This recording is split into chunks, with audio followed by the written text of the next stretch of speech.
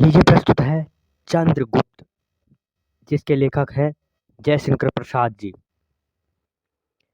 अंक 1, दृश्य 7। मगध का बंदी गृह। चाणक्य।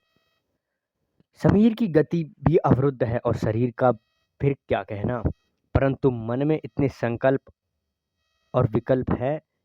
इस बार निकल पाता तो दिखा देता कि इन दुर्बल हाथों में साम्राज्य उलटने की शक्ति है और ब्राह्मण के कोमल हृदय में कर्तव्य के लिए प्रलय की आंधी चला देने की भी कठोरता है। जकड़ी हुई लोहे श्रृंखलें, एक बार तू फलों की माला बन जा और मैं मदोन्मत्त विलासी के समान तेरी सुंदरता को भंग कर दूं। क्या रोने लगे इतनी निष्ठुर यंत्रणा की कठोर बिलबिलाकर दया की भीख मांगू कि मुझे भोजन के लिए एक मुट्ठी चने दे दो। न हो एक बार स्वतंत्र कर दो, नहीं चाणक्य ऐसा न करना, नहीं तो तू भी अब साधारण सी ठोकर खाकर चूर चूर हो जाने वाली एक बामी रह जाएगा।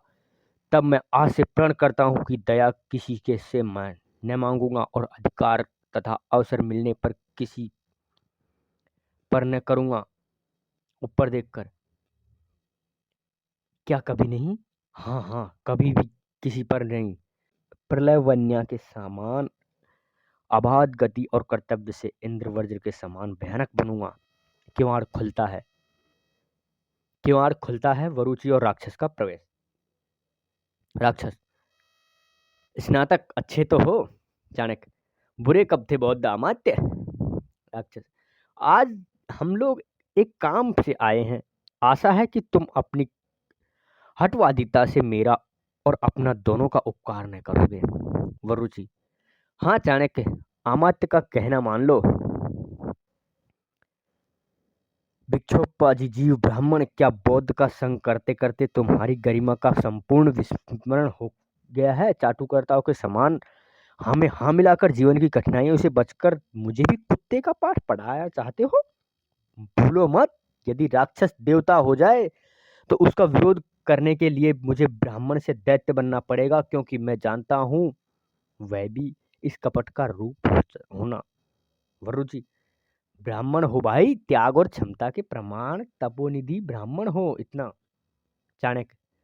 त्याग और क्षमा, तप और विद्या तेज के समान के लिए है, लोहे और सोने के समान सामने सिर झुकाने के लिए हम लोग ब्राह्मण नहीं बने हैं।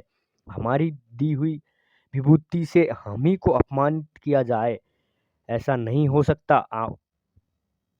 कामात्य। अब केवल पाणिनि के से काम न चलेगा, अर्थशास्त्र और दंड नीति की आवश्यकता है। वरुचि। मैं वार्तिक लिख रहा हूँ का चाणक्य, उसी के लिए तुम्हारी सरकार ही बनाना चाहता हूँ। तुम इस बंदी गृह से निकलो। मैं लेखक नहीं हूँ, कात्यायन शास्त्र प्रणेता हूँ, व्यवस्थापक हूँ। राक्षस। अच्छा, मैं लेखक नहीं हूँ कि तुम विवाद न बढ़ाकर स्पष्ट उत्तर। तुम तक्षशिला से मगध के गुप्त प्रतिनिधि बनकर जाना चाहते हो या मृत्यु चाहते हो? तुम ही पर विश्वास करके क्यों भेजना चाहता हूँ, यह स्वीकृति मिलने पर बताऊंगा। चाणक्य। जाना तो चाहता हूँ तक्षशिला, पर तुम्हारी सेवा के लिए नहीं, और सुनो पर्वतेश्वर का नाश करने के लिए तो कदापि नहीं। राक्षस। यथेष्ट है, अधिक कहने की आवश्यकता नहीं। वरुचि। विष्णुगुप्त, मेरा वार्तिक अधूरा रह जाएगा, मान जाओ। तुमको पाणिनि के कुछ प्रयोगों का पता भी लाना होगा, और उस साला तुरिक व्याकरण ने लिखे, फिर भी एक बार तक्षशिला जाने पर उनका। चाणक्य। मेरे पास पाणिनि में सिर खपाने का समय नहीं है। भाषा ठीक करने से पहले मैं मनुष्य को ठीक करना चाहता हूँ। रुचि। जिसने श्रयुमग्नोद्गमित सूत्र लिखा है, वह केवल व्याकरण ही नहीं, दार्शनिक भी था। उसकी अवहेलना। चाणक्य। ये मेरी समझ में नहीं आता कि मैं कुत्ता, साधारण युवक और इंद्र कभी एक सूत्र में नहीं बांध सकता। कुत्ता कुत्ता रहेगा, इंद्र इंद्र ही। सुनो वरुचि, मैं कुत्ते को कुत्ता ही बनाना चाहता हूँ। नीचों के हाथ में इंद्र का अधिकार चले जाने से जो सुख होता है मैं उसे भोग रहा हूँ। तुम जाओ। वरुचि, क्या मुक्ति भी नहीं चाहते? चाणक्य, तुम लोगों के हाथों से वह भी नहीं। राक्षस, अच्छा तो फिर तुम्हें अंधकूप में जाना होगा। चाणक्य का रक्तपूर्ण खड्ग लिए साहस सहसा प्रवेश चंद्रगुप्त का रक्तपूर्ण खड्ग लिए सहसा प्रवेश चाणक्य का बंधन काटता है। राक्षस प्रहरियों को बुलाना चाहता है। चंद्रगुप्त, चुप रहो अमात्य, शवों में बोलने की शक्ति नहीं होती। तुम्हारे प्रहरी जीवित नहीं रहे। चाणक्य, मेरे शिष्य वत्स चंद्रगुप्त। चंद्रगुप्त, चलिए गुरुदेव। खड्ग उठाकर राक्षस से, यदि तुमने कुछ भी कोलाहल किया तो। राक्षस बैठ जाता है। वरुचि गिर पड़ता है। चंद्रगुप्त चाणक्य के लिए निकला हुआ किवाड़ बंद कर देता है। चंद्रगुप्त, जिसके लेखक हैं जयशंकर प्रसाद। अंक 1, दृश्य 8। गांधार नरेश का प्रकोष्ठ।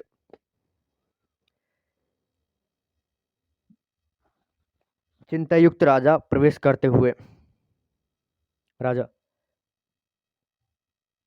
बूढ़ा तो हो चला परंतु मन बूढ़ा न हुआ। बहुत दिनों तक तृष्णा को तृष्ण करवाता रहा, पर तृष्ण नहीं होती। आमबीग तो अभी युवक है, उसके मन में महत्वाकांक्षाओं का होना अनिवार्य है। उसका पथ कुटिल है। गांधार नरेश किसी सफलता उसे अपने पीछे दौड़ा रही है।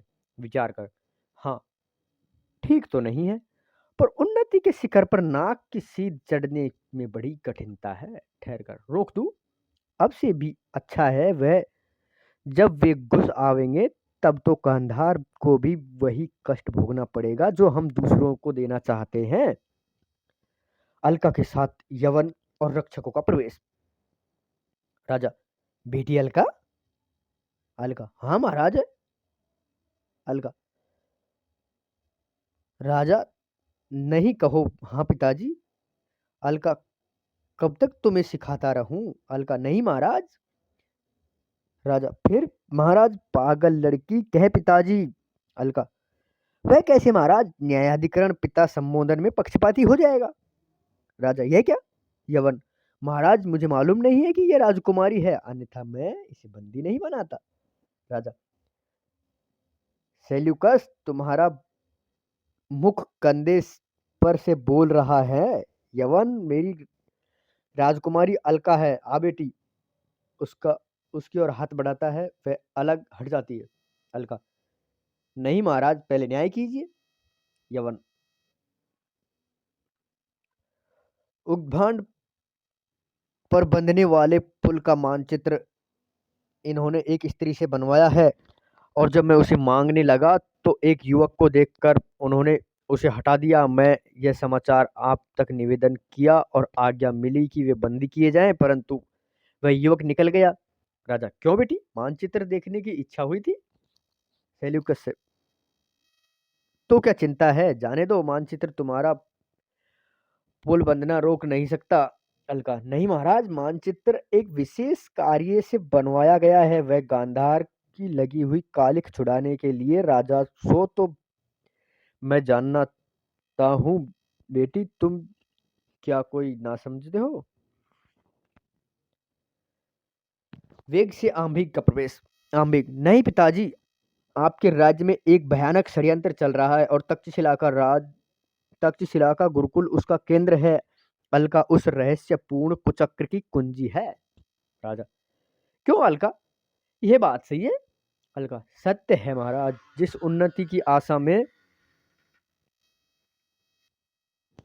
यह सच है महाराज, उन्नति की आशा में आंभीग ने यह नीच कर्म किया है। उसका पहला फल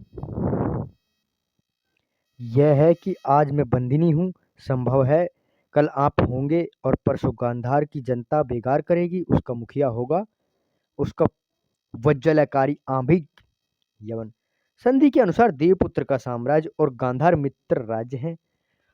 यह व्यर्थ की बात है आंभिक सिल्यूकस, तुम विश्वास करो, हम इसको समझकर तुमसे मिलते हैं। यवन का प्रस्थान रक्षकों का दूसरी ओर जाना।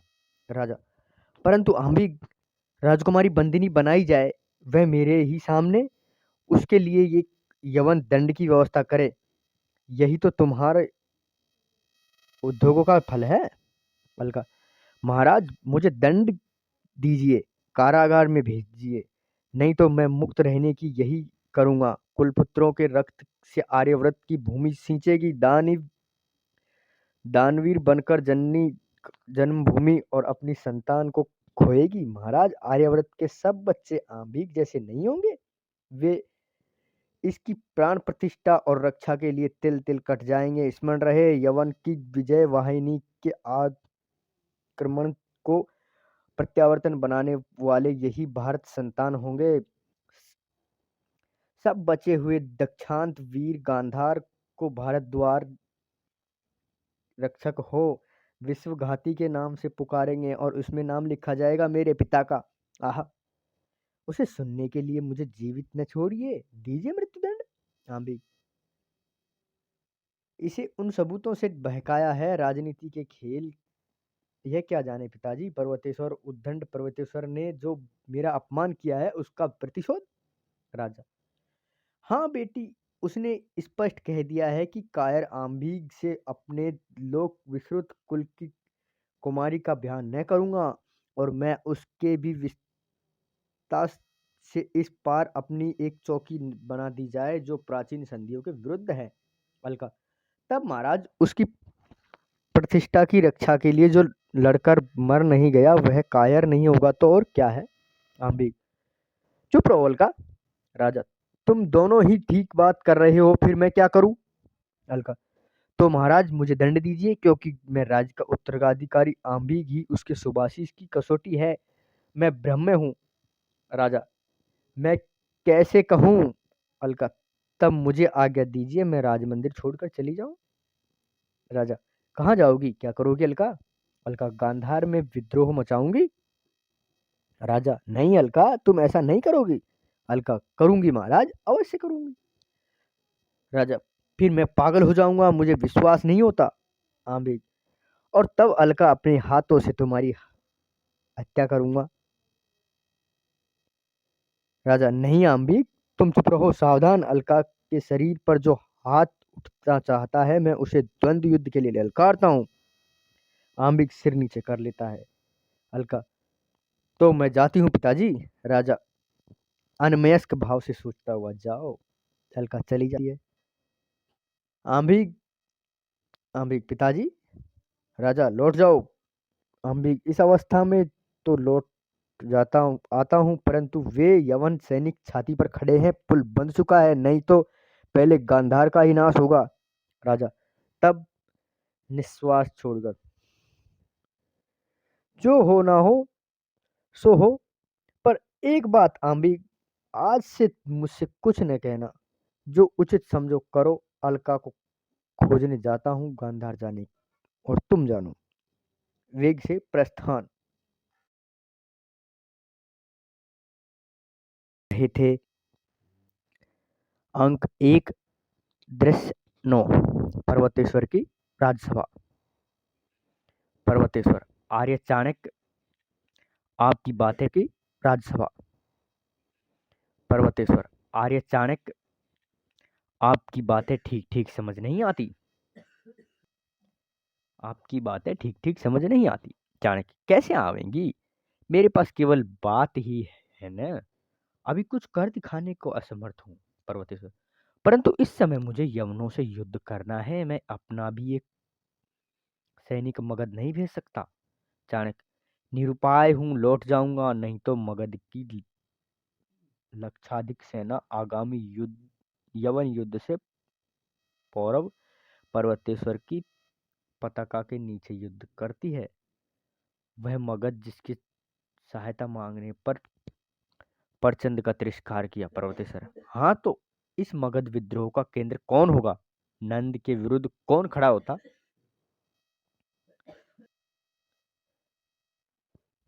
पर्वतेश्वर, हाँ, चाणक्य, मौर्य सेना का पुत्र चंद्रगुप्त जो मेरे साथ यहाँ आया है। पर्वतेश्वर, पिप्पली कानन के मौर्य भी तो वैसे ही वृषल है, उन्हें राज सिंहासन दीजिएगा। चाणक्य, आर्य क्रियाओं का लोप हो जाने से इन लोगों को वृषल चाणक्य, आर्य क्रियाओं का लोप हो जाने से इन लोगों को वृषलव्य मिला। वस्तुतः ये क्षत्रिय हैं। बौद्धों के प्रभाव में आने से इनके स्रोत संस्कार छूट गए हैं अवश्य, परंतु इनके क्षत्रिय होने में कोई संदेह नहीं है।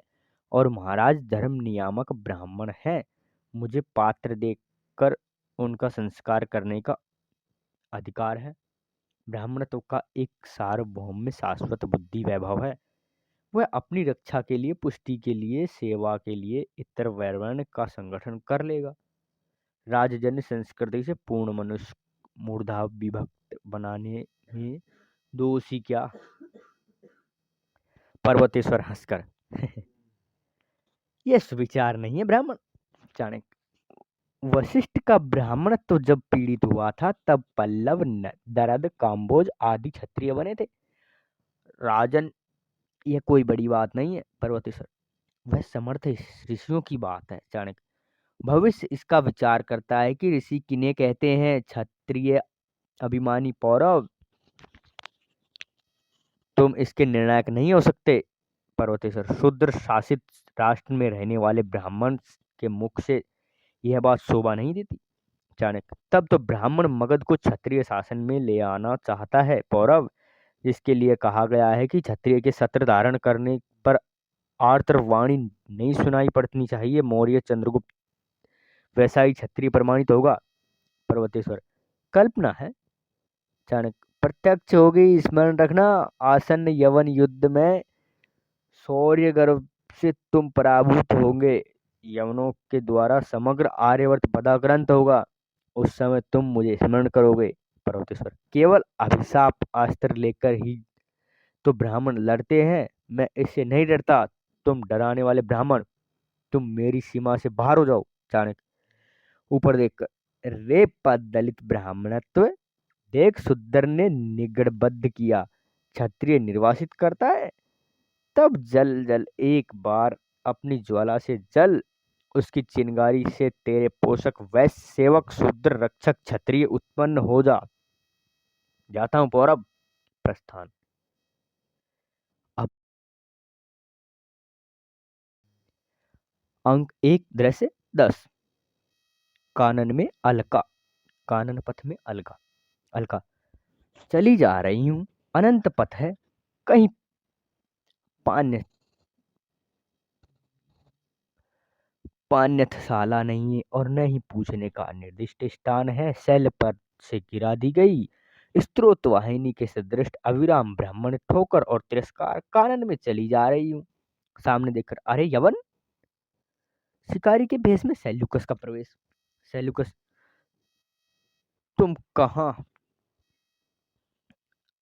सुंदरी राजकुमारी। अलका, मेरा देश है, मेरा पहाड़ है, मेरी नदियां हैं, मेरे जंगल हैं। यह भूमि के एक एक परमाणु मेरे हैं और मेरे शरीर के एक एक क्षुद्र अंश उन्हीं परमाणुओं के बने हैं। फिर मैं कहाँ जाऊंगी यवन? सेल्यूकस, यहाँ तो तुम अकेली हो सुंदरी। अलका, सो ठीक है, दूसरे और देखकर सहसा, परंतु देखो सिंह आ रहा है। सेल्यूकस, उधर देखता है, अलका दूसरी ओर निकल जाती है। सेल्यूकस निकल गई, दूसरी ओर जाता है। चाणक्य और चंद्रगुप्त का प्रवेश। वत्स, तुम बहुत थक गए होंगे। चंद्रगुप्त, आर्य नसों में अपने बंधन ढीले कर दिए हैं, शरीर अस्वस्थ हो गया है, प्यास भी लगी है। चंद्रगुप्त, और कुछ दूर न चल सकोगे? चंद्रगुप्त, जैसी आज्ञा हो। चाणक्य, पास ही सिंधु लहराता होगा और उसके तट पर ही विश्राम करना होगा। चंद्रगुप्त, चलने के लिए पैर बढ़ता है और फिर बैठ जाता है। चाणक्य उसे पकड़कर, सावधान चंद्रगुप्त। चंद्रगुप्त, आर्य प्यास से कंठ सूख रहा है, चक्कर आ रहा है। चाणक्य, तुम विश्राम करो, मैं अभी जल लेकर आता हूँ। प्रस्थान। चंद्रगुप्त पसीने से तर लेट जाता है। एक व्याघ्र समीप आता दिखाई पड़ता है। सेल्यूकस प्रवेश करके धनुष संभालकर तीर चलाता है। व्याघ्र मरता है। सेल्यूकस की चंद्रगुप्त को चैतन्य करने की चेष्टा। चाणक्य का जल लिए आना। सेल्यूकस, थोड़ा जल। इस सतीपूर्ण पथित की रक्षा करने के लिए थोड़ा जल चाहिए। चाणक्य, जल के छींटे देकर आप कौन हैं? चंद्रगुप्त स्वस्थ होता है। सेल्यूकस, यवन सेनापति, तुम कौन? चाणक्य, एक ब्राह्मण। सेल्यूकस, यह तो बड़ा है, पुरुष श्रीमान है। ब्राह्मण, तुम इसके साथ हो? चाणक्य, हाँ, मैं इस राजकुमार का गुरु हूँ, शिक्षक हूँ। सेल्यूकस, कहाँ निवास है? यह चंद्रगुप्त मगध का एक निर्वासित राजकुमार है। कुछ विचार करके, अच्छा, तो मैं भी शिविर में चलो, विश्राम करके फिर कहीं जाना। चंद्रगुप्त, यह सिंह कैसे मरा? ओ, प्यास से अचेत हो गया था। आपसे मेरे प्राणों की रक्षा की कृतज्ञ हूँ। आज्ञा दीजिए, हम लोग उपस्थित होंगे। निश्चित, जानिए। सेल्यूकस, तुम अचेत पड़े थे, तब यह तुम्हारे पास बैठा था। मैंने विपद समझकर इसे मार डाला। मैं यवन सेनापति हूँ। चंद्रगुप्त, धन्यवाद। भारतीय कृतज्ञ नहीं होते सेनापति, मैं अपना अनुग्राहत हूँ। आप अवश्य आपके पास आऊंगा। तीनों जाते हैं। अलका का प्रवेश। अलका, आर्य, चाणक्य और चंद्रगुप्त, ये भी यवनों के साथी? जब आंधी और कर्कावृष्टि, अवर्षण और दागनाग्नि का प्रकोप हो, तब देश की हरी भरी खेती का कौन रक्षक है? शून्य व्योम प्रश्न को बिना उत्तर दिए लौटा देना है। ऐसे लोग भी आक्रमणकारियों के चुंगल में फंस गए हों, तब रक्षा की क्या आशा? झेलम के पार सेना उतरनी चाहिए। उन्मत्त पर्वतेश्वर उनके विचारों में मग्न है। गांधार छोड़कर चली नहीं। एक बार महात्मा दांडायन को नमस्कार कर लूं और उसे शांति संदेश का कुछ प्रसाद देकर अन्यत्र जाऊंगी। अभी आप सुन रहे थे चंद्रगुप्त, जिसके लेखक हैं जयशंकर प्रसाद जी।